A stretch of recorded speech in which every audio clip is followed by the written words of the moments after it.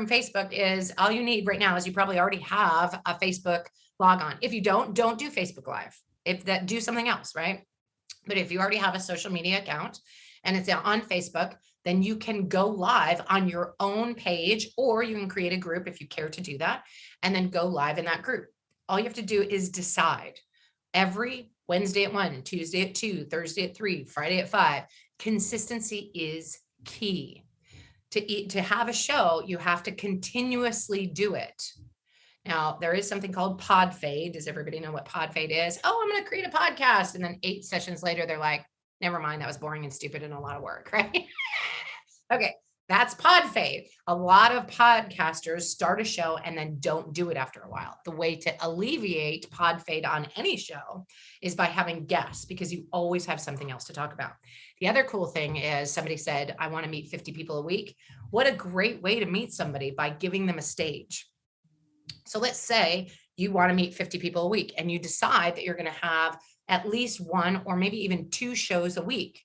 When you have 2 shows a week, you could even do a panel interview with people, right? And so you say, okay, I'm looking for 3 people to be on my panel, or just 1. It's totally fine. Don't overwhelm yourself. But if you want to talk to 50 people a week, why not do it on your show, right? So you say, okay, well, I'll have a panel interview and I'm going to interview Paul and Vicky and Diane on this coming week's show.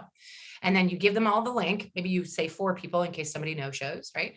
You give them all the link and you go live on Facebook and you talk to them sort of like you would if you were doing one-on-one calls, right? So Diane, tell me a little bit about yourself. How did you get launched in this area? Vicky, tell me a little bit about yourself. How did you get launched in this area? Paul, tell me a little bit about yourself. How did you get launched in this area? And then have natural conversation and follow up from that.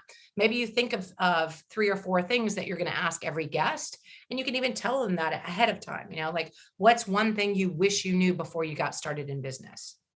Okay, I will ask you that during the panel. What's your favorite book, or who's your favorite author? Or something that resonates with you. You don't actually have to ask these questions. You can ask all kinds of different questions, but you want to ask questions that you really want to know the answer to.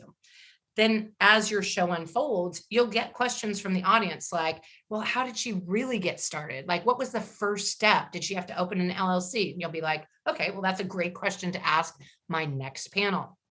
When you have a show, you can have all of that as content. You can have it as a show. You can have other people listening in, and you're spending less time than if you were just having one-on-one conversations with those people.